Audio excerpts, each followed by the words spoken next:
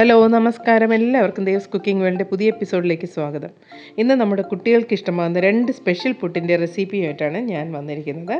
പുട്ട് എന്ന് കേൾക്കുമ്പോൾ നെറ്റി ചുളിക്കുന്ന നമ്മുടെ കുട്ടികൾ ഇത് കഴിച്ചാൽ തീർച്ചയായും പുട്ടിൻ്റെ ഫാനായി മാറും, നോ ഡൗട്ട്. അത്ര സ്പെഷ്യലാണ്.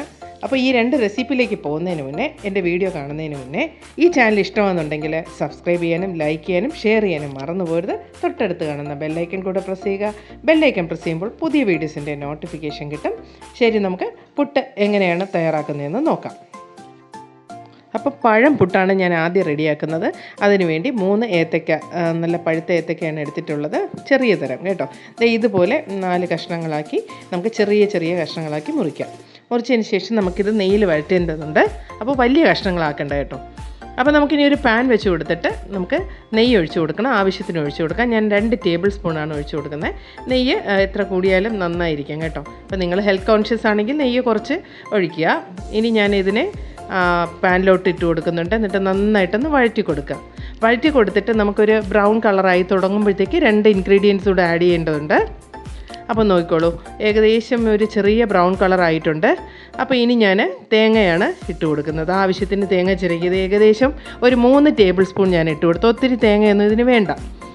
അപ്പോൾ ഇനി നമുക്ക് മധുരത്തിന് ആവശ്യമായിട്ടുള്ള പഞ്ചസാരയും കൂടെ ആഡ് ചെയ്യാം. അതിന് മുന്നായിട്ട് ഞാൻ ഒരു ഫ്ലേവറിന് ഏലക്ക ഇട്ട് കൊടുത്തു.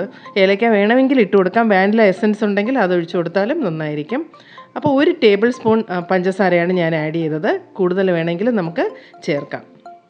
ഇനി നന്നായിട്ട് റെഡി ആയിട്ടുണ്ട്. ഇതിനെ ഞാൻ മറ്റൊരു പ്ലേറ്റിലോട്ട് മാറ്റുന്നുണ്ട്. ഇനി സാധാരണ പുട്ടിന് നനയ്ക്കും പോലത്തെ മാവ് തന്നെയാണ് ഞാൻ സാധാരണ, നിങ്ങൾക്ക് അറിയാമല്ലോ, എല്ലാവർക്കും അത് എക്സ്പ്ലെയിൻ ചെയ്യുന്നില്ല. ചിരട്ടപ്പുട്ടാണ് ഞാൻ റെഡിയാക്കുന്നത്. അല്ലാത്ത പുട്ടും ശരിയാക്കാം കേട്ടോ. ഇവിടെ ചിരട്ടപ്പുട്ടാണ് കുട്ടികൾക്ക് ഇഷ്ടം, അതുകൊണ്ട് ഞാനിങ്ങനെ ചെയ്യുന്നു. ആദ്യം നമുക്ക് ആ തേങ്ങയുടെ സ്ഥാനത്താണ് ഈ നമ്മൾ വഴറ്റി വെച്ചേക്കുന്ന പഴം ഇട്ട് കൊടുക്കേണ്ടത്. എന്നിട്ട് നമുക്ക് മാവ് ഇട്ട് കൊടുക്കാം.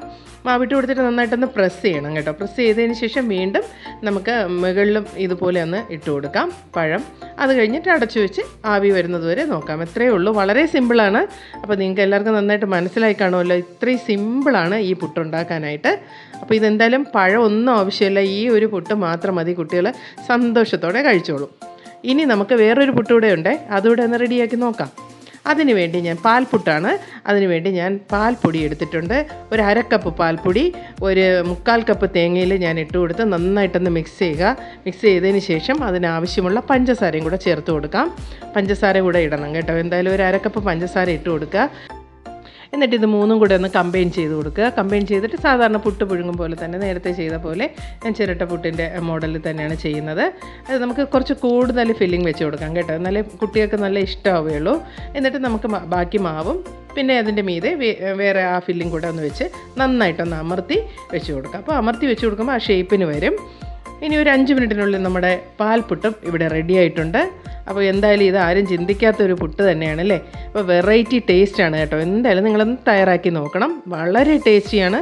അതിന് വേറെ ഒരു കറികളൊന്നും വേണ്ട, അല്ലാതെ തന്നെ കുട്ടികൾ ഇത് സന്തോഷത്തോടെ കഴിച്ചോളും. അപ്പോൾ നമ്മുടെ പഴംപുട്ടും പാൽപ്പുട്ടും ഇവിടെ റെഡി ആയിട്ടുണ്ട്. ഇനി പുട്ടെന്ന് കേൾക്കുമ്പോൾ ഇഷ്ടമില്ലാത്ത മുഖഭാവം കാണിക്കുന്ന കുട്ടികൾ ഈ പുട്ട് നിങ്ങൾ ഉണ്ടാക്കി കൊടുത്തു നോക്കൂ.